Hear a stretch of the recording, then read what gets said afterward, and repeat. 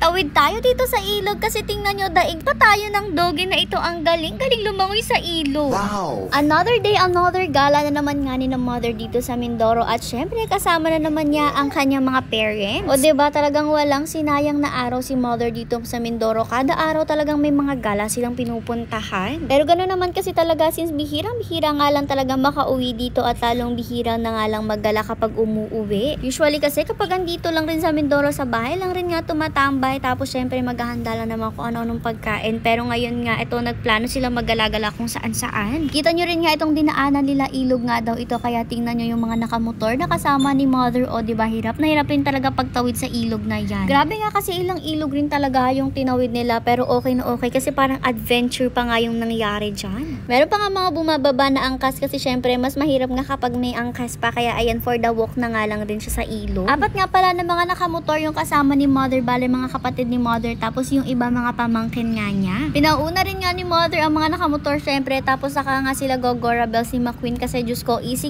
naman kay McQueen yung mga ilog-ilog na ganyan. O diba talagang bagay na bagay nga kay McQueen yung mga ganitong adventure kasi walang kahirap-hirap sa kanya ang pagtawid kahit nga siguro umakyat pa ng bundok. Ngayon nga pala, tayo ay pupunta sa Tarugin sa mga kamag-anak ni inay or ng mother ni mother. O diba, mother ng mother ulit.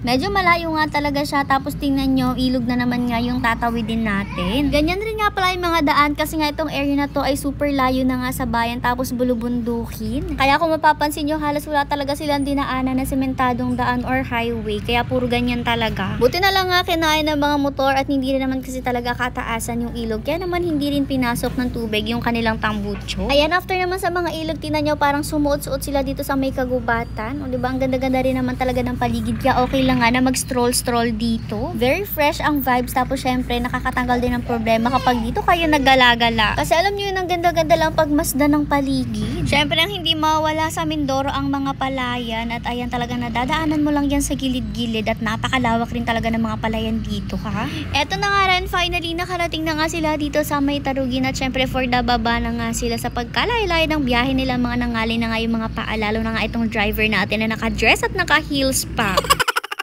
Syempre, tinulungan nga nilang bumaba si inay at si tatay kasi nga syempre matatanda na siya at medyo hirap na talaga. Tapos napakataas pa nga talaga nitong si McQueen, kaya naman kailangan talagang may katulong palagi, tataas at bababa. Ito nga po pala mga pinuntahan natin ay pamilyang Heron kasi kung hindi nyo po natatanong, Heron dating ginoo po si mother. At gaya ng sinabi ko sa inyo sa previous video na kahit nga yung mga kamag-anakan at mga magkakamag-anak, bihirang-bihira lang din talaga kasing magkita. Kasi nga yung iba sa kanila talagang layo-layo, tapos lalo na nga dito sa Mindoro, more on palayan siya, tas kagubatan, kaya yung mga bahay talagang layo-layo rin. Kaya nga malaking bagay na sa kanila yung ganitong minsan nagkikita-kita at talagang dinadayo pa nila yung isa't isa.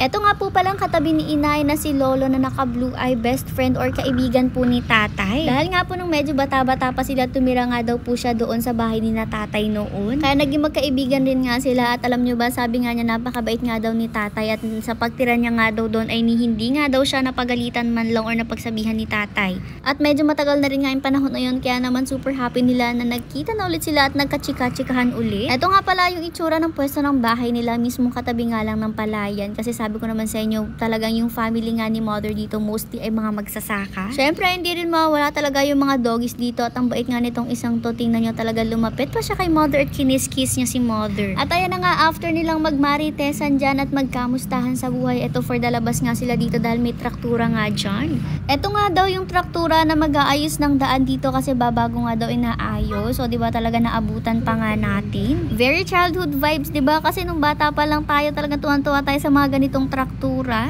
At nakakatuwa rin ng makita in action yung mga trakturang ganito, kasi imagine ang lalaki nila, tapos talagang for the buhat sila na maganyang katitinding lupa. Kita nyo naman, pinupush-push niya nga yung lupa dyan para pumatag rin nga. O diba, ang galing. Tapos napakalalaki ng gulong, Diyos ko naman. Sabi nga ni mother, kahit napakalaki na yung gulong ni McQueen, grabe nang liit yung gulong ni McQueen dito sa truck na to. Etong si mother naman, eto't nagmala Santa Claus na naman kahit hindi Pasko, at namigay nga siya ng konting tulong sa mga taga rito. Una na nga niya nabigyan itong batang may sakit, pero nabigyan niya rin nga siya noon nung December nung umuwi tayo dito. Syempre binigyan rin nga niya itong si Lolo na kaibigan ni tatay, at napakalaki nga doon ng bigay, kaya nagulat talaga si Lolo. At syempre pati itong si kuya na nabalian nga ng spinal cord dahil nahulog sa tulay. After noon, sabi naman ng mga taga rito ay meron nga daw ditong magandang falls na pwedeng puntahan, kaya naman ito for the go go na nga sila. In-speed ko lang rin nga pala yung video na yan guys. Hindi naman ganyan kabilis magpatakbo si mother syempre. Mga kagubatan at palayan lang rin nga yung nadaanan nila hanggang sa finally makarating na nga sila dito. Parang tourist spot na nga pala talaga itong falls na ito. Tingnan nyo, meron pa sila mga ganyan-ganyan. Bale, ang tawag nga daw pala sa falls na to ay Caracha Falls at ayan for the walk na nga sila papunta. Hindi na rin nga pala nakasama si tatay dahil nga syempre hindi naman na niya kayang lakarin yan. Syempre kahit doon sa mismong falls hindi na carry kasi alam niyo naman yung mga falls batuhan talaga sila. Eto na nga yung itsura niya, o diba, napakaganda at ang sarap-sarap tumambay dito. Tapos ang dami rin talagang malalaking bato. Pero alam niyo naman ang mahirap nga lang talaga sa mga ganitong falls or nature ay yung paglalakad-lakad dito. Lalo na nga tingnan niyo yung dadaanan ni na mother. Ay, sobrang delikado.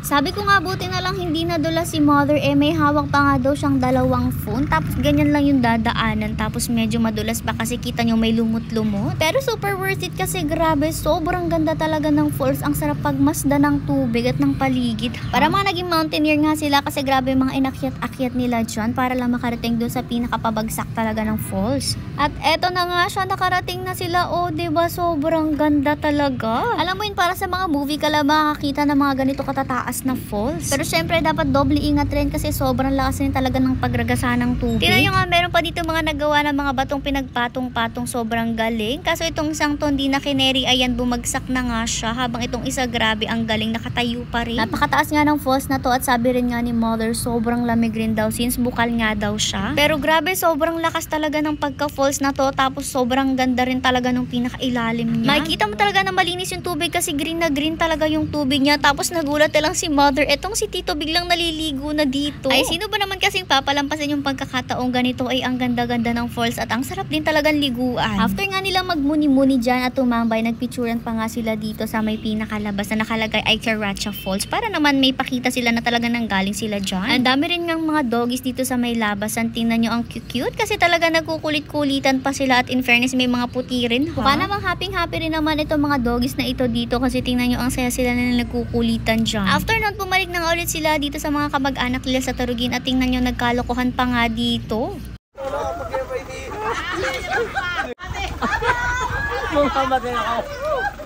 Paano ba naman kasi etong si Lolo nga daw pala ay may hika at paunti-unti daw talaga yung lakad niya, pero nung mabigyan nga daw ni mother ng pera ay grabe, ang laki na daw ng mga hakbang.